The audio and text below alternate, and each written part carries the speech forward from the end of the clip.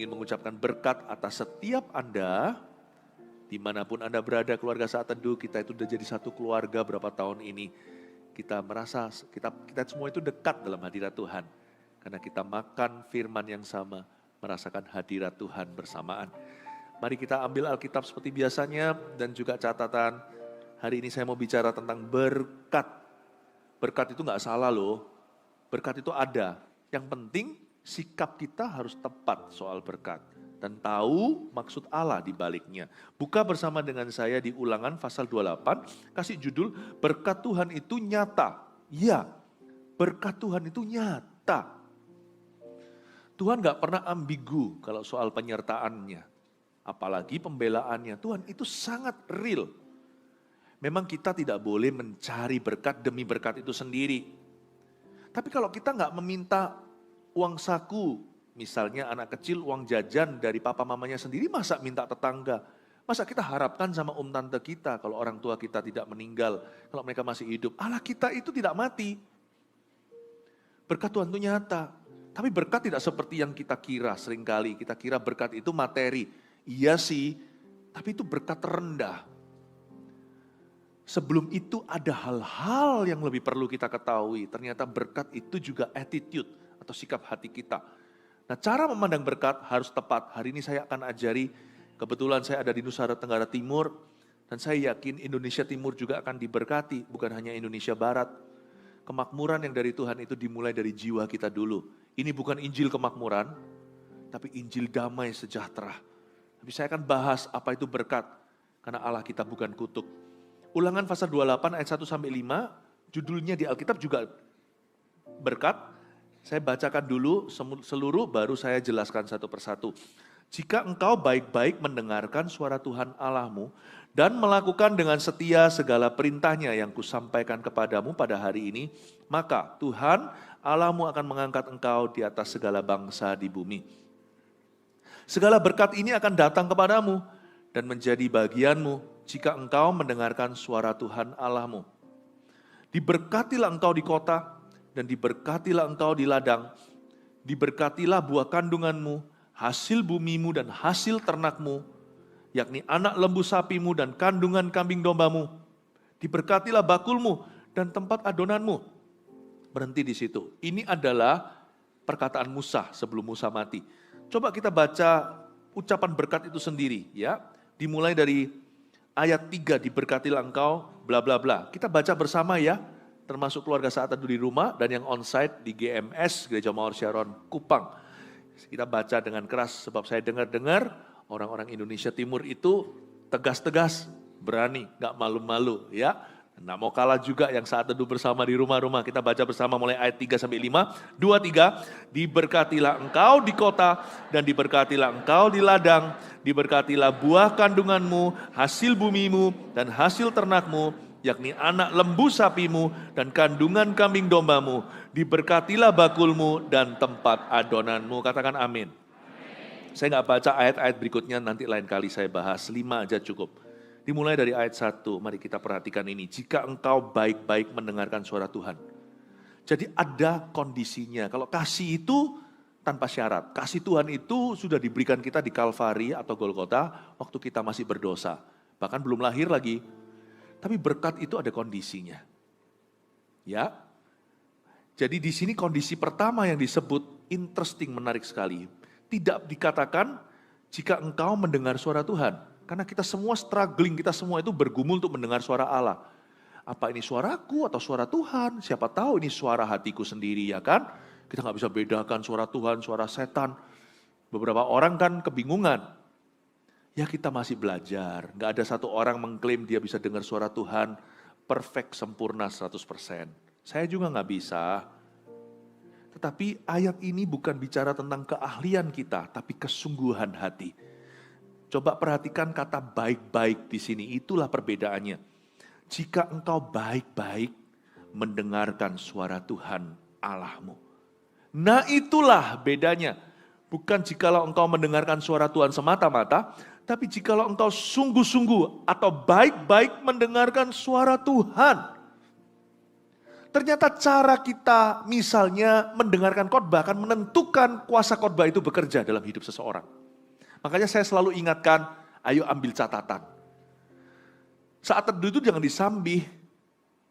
Mendingan rerun nanti, selesaikan dulu aktivitasmu. Tapi usahakan live-nya juga. Taruh semua segala sesuatu, fokus. Jangan hanya mendengar suara Tuhan seperti kita kalau pergi ke mall, atau ke pasar swalayan, lalu kan ada background musiknya tuh. Ya, background musiknya lagu-lagu apa, seringkali familiar. Nah itu masuk telinga kanan, keluar telinga kiri. Kadang-kadang kita mendengungkannya tanpa kita sadari sambil beli-beli. Tapi kan kita gak fokus dan konsentrasi ke situ. Gak bisa gitu sama Tuhan tuh, gak bisa pakai sikap hati shopping. Kalau sama Tuhan itu harus fokus. Kalau sama Yesus harus fokus. Jika engkau baik-baik mendengar suara Tuhanmu, Tuhan Allahmu, baru dapatnya banyak. Saya bukan bicara tentang berkat secara materi. Saya bicara tentang roh pengenalan akan Tuhan di atas segalanya. Makanya kalau anak kecil, termasuk anak-anak saya sendiri, saya selalu ingatkan, perhatikan guru ngajar di kelas. Nggak ngerti nanti ada les tambahan boleh, tapi janganlah kita bergantung dengan les di luar jam kelas atau jam sekolah. Kamu dengarkan sebanyak-banyaknya. Perhatikan, jika engkau baik-baik mendengar suara Tuhan Allahmu. Bukan hanya waktu saat teduh bersama, tapi ketika kita misalnya saat teduh pribadi di rumah, jangan sambil baca Alkitab, sambil HP-an. Sambil baca Alkitab, sambil melakukan aktivitas lain. Gak apa-apa kalau itu nanti tambahan, ayat tambahan. Saya sering gitu kok. Saya baca-baca, nanti sambil melakukan aktivitas apa. Tapi itu bukan main atau intinya. Pagi hari saya selalu konsentrasi. Saya tutup kok di rumah saya, kebetulan di kamar itu ada tutupnya. Jadi saya tutup sendirian di situ baca firman. Sebab saya rindu mendengarkan suara Tuhan baik-baik. Saya baik-baik mendengar suara Tuhan aja gak bisa sempurna. Mengerti kok. Gak bisa 100% perfect untuk memahami. Apalagi asal-asalan. Baca Alkitab sendiri. Waktu kita berdoa. Waktu kita saat teduh bersama. Waktu di gereja. Waktu merenungkan firman sendirian. Waktu dikhotbahi oleh seorang pengkhotbah. Dengarkan baik-baik. Bagaimana kita mendengarkan suara Tuhan akan menentukan berkat-berkatnya dalam hidup kita. Jangan iri sama orang lain. Kalau dia diberkati dan dipakai oleh Tuhan Yesus. Mungkin karena kesungguhan hatinya beda. Jangan bilang kenapa rumput tetangga selalu lebih hijau. Karena mereka berani, airi. Mereka bayar harganya. Bagaimana dengan kita? Sudahkah kita bayar harga untuk mendengarkan suara Allah? Gak jelas nih Pastor Philip, gak bisa dengar suara Tuhan. Jauhi kebisingan. Percayalah, 5, 10, 15 menit pertama waktu di dalam hadirat Allah sendirian, daging kita ini melawan. Bosan. Sungguh saya juga merasa bosan. Saya juga manusia biasa. Tapi setelah itu kalau hati kita itu tidak menoleh ke kiri kanan, kalau kita tidak mendua hati alias bercabang, Tuhan itu gak pernah gagal ditemukan oleh orang yang mencarinya. Kadang dia gak mengerti kalau dia sudah menemukan Tuhan. Nanti setelah dilewati dan alami, dia berkata, oh ternyata ini semua adalah tuntunannya. Tapi yang pasti orang yang mencarinya pasti akan ketemu. Orang yang mengetuk pintu pasti dibukakan. Yang percaya kasih tepuk tangan untuk Tuhan. Jika engkau baik-baik mendengarkan suara Tuhan Allahmu, dan melakukan dengan setia segala perintahnya yang kusampaikan kepadamu pada hari ini. Maka Tuhan Allahmu akan mengangkat engkau di atas segala bangsa di bumi. Ini namanya naik derajat atau martabat. Bukan status duniawi. Banyak orang berlomba-lomba mau pakai apa untuk sok-sokan tunjukkan. Bukan. Tapi kalau Tuhan angkat seseorang, siapa bisa menurunkannya? Kalau Tuhan buka pintu, siapa bisa menutupnya? Ini bicara soal penyertaan. Tuhan akan mengangkatmu di atas segala bangsa di bumi. Jikalau ditemukan di dalam satu keluarga ada orang yang mendengar suara Tuhan, keluarga itu akan ditransformasi. Kalau sebuah kota ada umat Tuhan yang mencari wajahnya, Sebentar lagi berkat Tuhan akan tiba di kota itu. Saya nggak bisa ceritakan terlalu banyak kesaksian. Ketika Injil diberitakan di sebuah pelosok dunia ini, bukan di Indonesia, saya pernah pergi ke situ dengan tim. Lalu waktu itu di kota tersebut sampai orang-orang dusunnya datang. Lalu ada yang kesaksian berkata begini, pada waktu Injil diberitakan di tempat ini hari ini, jemaat waktu itu puluhan ribu yang hadir. Mereka berkata, ikan-ikan yang selama ini sudah punah dari perairan kami, bermunculan di sungai-sungai jernih. Dia berkata, tidak pernah terjadi, ini terjadi dalam sejarah ini ketika Injil diberitakan, ketika semua umat Tuhan datang mencari wajahnya. Tuhan tahu bagaimana memberkati umatnya. Berkat itu datangnya dari atas. Promosi itu bukan dari kiri dan kanan kita. Promosi itu datangnya dari Tuhan yang berkenan. Yang percaya kasih tepuk tangan untuk Tuhan Yesus. Jangan hanya dengarkan firman, lakukan. Ayat 2, segala berkat ini akan datang kepadamu dan menjadi bagianmu. Tunggu dulu. Segala berkat ini akan datang kepadamu, berarti diimpor semua dong. Jemaat di sini maupun yang online sekarang, keluarga saat teduh di mana-mana, ingat perkataan ini. Di dalam dirimu tidak ada berkat. Berkat itu dari Tuhan. Di dalam diri kita hanyalah kebobrokan. Coba baca di firman. Manusia itu lidahnya penuh dusta. Hatinya itu hitam semua. Semuanya itu penuh dengan ketidakkudusan. Di dalam diri kita itu semuanya adalah Adam dan Hawa. Kita ini sudah jatuh. Roma 3:23 berkata kita sudah jatuh dari kemuliaan Allah. Kata jatuh di situ dalam bahasa Yunaninya artinya kita itu gak nyampe ke standar. Ya, jauh. Kita semuanya itu kita itu gak ada sesuatu yang kita bisa banggakan. Makanya kalau kita mau banggakan sesuatu, jangan banggakan sesuatu. Kalau kita memang mau banggakan apa-apa, banggakan Tuhan. Selalu katakan semua ini karena Tuhan, bukan karena kepintaranku. Coba lihat orang pandai, orang pintar gak dapat kerjaan juga banyak. Orang cakep, cantik, berat jodoh juga banyak. Kadang-kadang kita iri, yang sana tampang biasa, tapi dapat pasangan yang bukan hanya tampan, atau bukan hanya cantik, tapi juga mengasihi dan mencintainya. Jangan iri sama berkat orang lain. Yang penting kita introspeksi. Ternyata kita mengerti hari ini, di dalam diri kita itu gak ada sesuatu yang dibanggakan. Berkat itu gak ada di dalam kita, yang ada hanyalah kebobrokan. Semua berkat itu yang sungguh, hadirnya diimpor. Karena kita harus tahu sumber berkat itu bukan kita manusia. Sumber berkat bukan fasilida. Bukan karena kegagahanku. Bukan karena fasilidaku. Bukan karena kecakapanku. Ku dipilih dan dipakainya. Bukan dari kita. Berkat itu sumbernya adalah Yesus Kristus. Katakan amin. Segala berkat ini akan datang kepadamu. Jadi kalau kita mau diberkati, ya harus dekat sama sumber berkat itu. Kalau kita mau jadi berkat apalagi, harus dekat pada pemberi berkat tersebut. Kalau kita mau panas, ya harus dekat api. Kalau kita mau hangat badannya, dekat api unggun.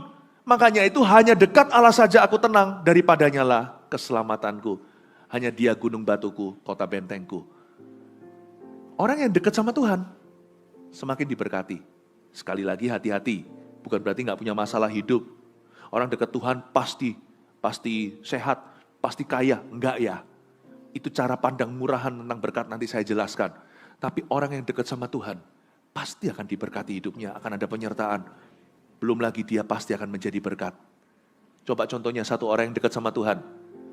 Dia agak beda dengan sisa keluarganya penyembah berhala. Orang itu namanya Abraham. Bukankah dia akhirnya menjadi berkat buat ujung bumi? Keturunannya jadi berkat bagi seluruh dunia. Berkat itu diimpor semua. Segala berkat ini akan datang kepadamu dan menjadi bagianmu. Katakan menjadi bagianmu. Katakan menjadi bagianku. Ini yang saya sebut sebagai manusia orang berdosa dekat sama Tuhan. Lama-lama ketularan. Sama Tuhan itu bisa tertular yang baik loh. Karena dia sumbernya kan. Ini yang saya sebut kita dibacem dalam hadirat Allah. Nggak tahu di sini ada nggak ya kalau di Kupang ya. Kalau di Jawa ada yang namanya tahu bacem, tempe bacem yang pakai kecap manis itu gimana manis-manis. Awal mulanya tahu semuanya kan tawar itu kedelai. Tempe juga tapi karena dibacem gitu meresap. Pernahkah kita makan sesuatu yang bumbunya nggak meresap, nggak enak. Kuahnya enak tapi waktu dimakan dagingnya, lauknya, loh kok hambar. Kurang lama dia dibacem. kurang lama dia meresapi, kurang lama direndam. Kalau kita ikut Tuhan baru 1 hari, baru 1 bulan, jalan terus, jatuh bangun kembali ke Kristus. Nanti lama-lama kita dibacem. Awal mula impor, lama-lama kita jadi agen tetap berkat. Dimulai dengan segala berkat ini akan datang kepadamu dari luar, lama-lama berkat itu dari dalam, kita menjadi menjadi bagianmu. Paham maksud saya? Pertama-tama berkat itu datang, lalu dia menjadi bagian kita. Sudah gak bisa dibedakan. Orang bilang gini, pernikahan bahagia itu begini ceritanya. Kalian kok tambah mirip ya setelah 10 tahun menikah. Mungkin gak tampangnya.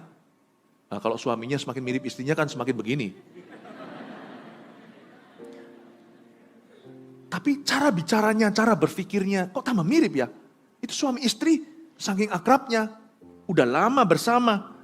Mereka menjadi bagian satu dengan yang lainnya, alias dalam firman Tuhan mereka menjadi satu, bukan 2 lagi. Sama Tuhan juga bisa sama. Barang siapa mengikatkan dirinya dengan Tuhan menjadi satu roh dengan dia. 1 Korintus ketika Paulus berbicara tentang percabulan, makanya itu jangan masturbasi, jangan pornografi. Nanti kita lama-lama jadi sepikir dengan itu. Kita jadi jauh. Tapi kalau sama Tuhan kita ikatkan diri, lama-lama kita menjadi satu roh dengan dia. Itu kata-kata Paulus loh ya. Itu bukan dari saya. Kita gak bisa berkata itu sesat. Kita menjadi satu roh dengan dia. Menjadi erat dengan Roh Kudus. Apa yang kita katakan seolah-olah Roh Kudus katakan. Pasti sesuai firman kalau orang dekat dengan Tuhan. Apa yang Roh Kudus katakan, kita akan mengerti. Kita menjadi bagian itu. Berkat itu diimpor memang. Dari luar, segala berkat itu akan datang kepadamu dari Tuhan. Dan lama-lama, berkat itu menjadi bagian kita. Wow, luar biasa. Siapa di sini mau dibacem, direndam dalam berkat hingga dia menjadi berkat buat orang lain. Kasih tepuk tangan untuk Tuhan Yesus. Segala berkat ini akan datang kepadamu dan menjadi bagianmu jika engkau mendengarkan suara Tuhan Allahmu. Diulang lagi, jika kamu dengar suara Tuhan ya. Lalu ayat 3, diberkatilah engkau di kota dan diberkatilah engkau di ladang. Apa ini? Kata diberkatilah engkau, diulang lagi, diberkatilah engkau, itu kata sifat bukan kata benda. Kalau bahasa Inggrisnya bukan blessing, tapi blessed. Ya. Blessed itu bukan membleset ya, itu lain lagi kalau bahasa Indonesia, itu luput namanya. Ini blessed, diberkati. Berarti berkat itu enggak tergantung kita di kota atau di ladang. Berkat tidak bergantung superstisi, tidak bergantung feng shui, tidak bergantung tanggal-tanggal tertentu, ada tanggal apes, ada tanggal keberuntungan.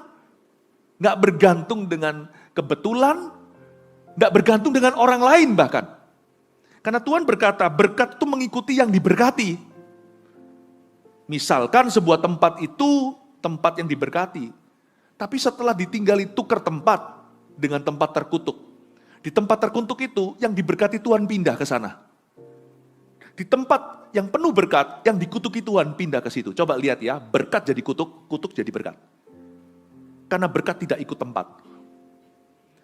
Berkat tidak kenal ras, tidak kenal alam semesta. Berkat itu keputusan Allah untuk mengikuti seseorang.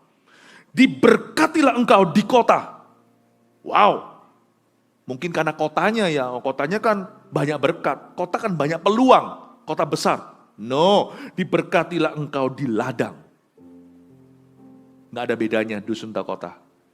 Kota akan menjadi mundur, menjadi dusun. Dusun menjadi kota. Di tangan yang tepat atau di tangan yang salah. Di sini diberkati itu blessedness, bukan blessing. Jadi kita tahu bahwa berkat Tuhan memang tidak tergantung dengan semua tersebut. Makanya kita nggak perlu superstisi. Oh tanggal tertentu, nanti kalau saya buka toko, kayaknya tanggal ini tanggal baik. Semua tanggal jadi baik kalau orang yang menanggali itu adalah orang baik. Menanggali itu bahasa apa ya? Gila, pokoknya kita ngerti lah maksudnya ya. Mau orangnya yang menikah di tanggal tertentu itu buruk, tapi kalau yang menikah itu takut akan Tuhan, semua baik. Semua baik, apa yang kau perbuat di dalam hidupku, semua baik, sungguh teramat baik, kau jadikan hidupku berarti. Kalau tanggal baik, tempat baik gak bisa lawan selebriti dunia. Wah, itu namanya gaun pengantinnya itu bisa sampai ke Nusa Tenggara Timur Barat.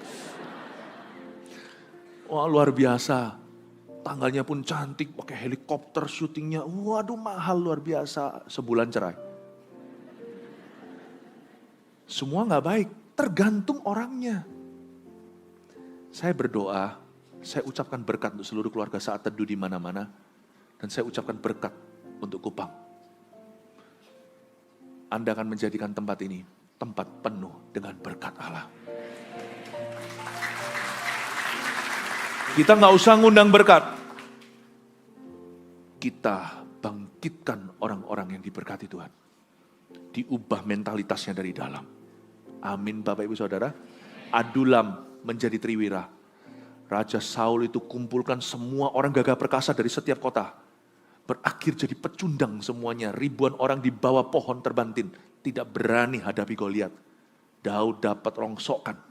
Dia dapat orang-orang yang dikejar piutang. Kena masalah, kriminalitas. Tapi semua berubah menjadi Triwira, menjadi Benaya. Menjadi Eleazar bin Dodo yang mempertahankan kacang merah. Mempertahankan ladang kacang merah. Kacang merahnya di Kupang, Anda mesti coba itu kuat. Enak sekali, saya mau lagi nanti, tolong ya sebelum pulang. Kalau yang belum pernah coba, belum hidup, harus datang ke Nusa Tenggara Timur. Welcome to Kupang, kasih tepuk tangan tuh semuanya. Paham ini ya, diberkati ini adalah adjective, apa namanya bahasa Inggrisnya itu adalah kata sifat. Ayat 4. Diberkatilah buah kandunganmu, hasil bumimu dan hasil ternakmu, yaitu anak lembu sapimu dan kandungan kami dombamu. Tidak bisa tidak, di ayat 4. Saya terus terpukau dengan kata buah kandunganlah, anaklah, sekalipun anak lembu sapi, kandungan kambing domba lah. Kayaknya Tuhan bukan bicara tentang kambing domba atau lembu sapi atau hewan dan binatang. Kayaknya Tuhan itu ada maksud kasih ayat ini. Saya merasa bahwa berkat yang dari Tuhan itu bukan hanya susah payah gak mengikuti, tapi bisa diwariskan. Makanya ada kutuk keturunan kalau orang menyembah berhala 3 ke 4. Tuhan itu baik loh, hanya 3-4 doang. Gak setara dengan kasih karunia-Nya yang sampai kepada 1000 keturunan orang yang takut akan Allah. 1000 banding 3 dan 4, apa itu? Gak sampai 1% bahkan. Coba bayangkan. Tuhan itu baiknya kayak apa? Berarti berkat itu bisa diwariskan. Berarti Tuhan ketika memberkati kita, Dia gak pernah ingin hanya memberkati kita sekali. Dia ingin jadikan kita langganan. Saking langganannya, sampai nanti Tuhan itu ingin notarisan dengan anak cucu kita untuk melayani Dia, dan Dia terus bisa turunkan berkat ketika kita mati. Sampai-sampai suatu hari kesaksian di keluarga itu adalah, akulah Allah engkongku, kakekku, ayahku. Akulah Allah Abraham, Ishak, kata Yakub. Dan kata Yusuf, akulah Allah Abraham, Ishak, dan Yakub. Ketahuilah kalau Tuhan memberkati Anda keluar dari hutang piutang, Allah tidak pernah ingin hanya membuat Anda keluar dari hutang piutang, tapi supaya Anda bermurah hati kepada orang lain yang membutuhkan. Tapi Allah juga ingin supaya memberikan penyertaan pada anak cucumu, supaya mereka selalu bisa menjadi bendahara kerajaan sorga. Saya bukan bicara soal materi semata-mata, tapi kemurahan hati. Kalau Allah menyembuhkan penyakitmu, Tuhan gak hanya ingin Anda supaya sembuh, tapi supaya Anda peduli dan masyigu melihat orang lain yang masih sakit. Dan supaya nanti anak cucu Anda nanti akan menjadi agen pemulihan. Karena mereka tahu bahwa kakekku tuberkulosis atau TBC disembuhkan Tuhan. Anak cucunya nanti entah jadi dokter kek, jadi apa, atau bahkan menjadi seorang healing evangelist atau penginjil yang berkaruniakan kesembuhan. Pokoknya Tuhan tidak pernah ingin hanya memberkati satu orang saja demi berkat itu sendiri, atau memberkati dia hanya satu generasi. Tuhan selalu rindu menjadikan kita langganan berkat-Nya. Oh haleluya. Kasih tepuk tangan untuk Tuhan Yesus. Ayat 5 yang terakhir, diberkatilah bakulmu dan tempat adonanmu. Ini luar biasa loh, coba renungkan. Diberkatilah bakulmu. Kalau bakul itu sudah makanan jadi. Ya, bakul jadi. Tetapi kalau tempat adonan itu masih perlu dikelola alias dimasak lagi. Paling tidak di tempat adonan itu masih tepung-tepungan kayak masih becek ya kan, masih pokoknya tempat di mana mereka masih harus mengolahnya. Atau setengah jadi tinggal digoreng lagi, sudah digoreng setengah. Pokoknya diberkatilah bakulmu dan tempat adonanmu, bicara begini bahwa memang ada 2 tipe berkat. kita seringkali salah minta sama Tuhan. Atau ketika Tuhan berkati, kita salah ngerti. Kita maunya semua instan. Ada sih, mujizat namanya.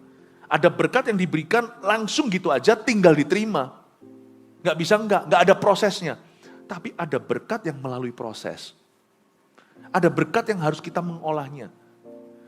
Waktu ketika mereka melihat 5.000 orang laki-laki, belum lagi yang perempuan dan anak-anak, itu bisa-bisa 20.000. Di Israel situ tempatnya mungkin secara akustik bisa ya, tanpa sound system, atau mungkin mujizat.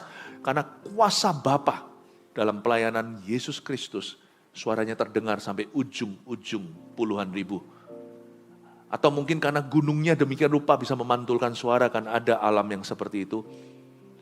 Ketika mereka melihat itu, mereka semua terpaku dan berkata, siapa bisa kasih makan? Yesus mau menunjukkan bagaimana berkat Tuhan itu bisa kejadian. Yesus bukan berkata, hujan roti tiba-tiba turun mana seperti perjanjian lama. Bisa enggak Allah Bapa lakukan itu? Bisa. Tapi apakah kejadian 5 roti 2 ikan itu memberi 5.000 orang makan itu kejadiannya demikian? Tidak. Yesus bilang, di sini ada enggak yang bawa sesuatu? Lalu datanglah satu roti boy. Dibawa datang dengan Andreas, salah satu muridnya. Lalu ini ada 5 roti 2 ikan. Yesus ambil itu kan. Semua orang berkata, saya malu nih namanya sama. Filipus yang mempertanyakan, mana bisa 200 dinar kasih makan segini? Dasar Filipus. Saya juga seperti itu, saya sering gitu bandel sama Tuhan. Tapi Tuhan ajari dan rendahkan hati. Tuhan berkata 5 roti 2 ikan di tangannya. Semua orang muridnya lihat begini dengan semuanya dengan mata yang mungkin tidak percaya. Apa? Bagaimana Bapak? Yesus mau memberi makan 5.000 orang, 20.000 bahkan. Bapak kasih dia 5 roti 2 ikan.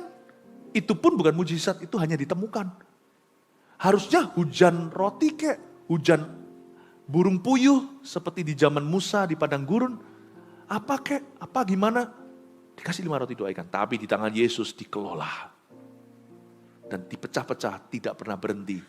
Dan tidak pernah selesai. Sampai 12 bakul penuh, mereka bawa pulang 12 rasul itu. Dengar ya, bahwa tidak semua berkat itu diberikan gitu.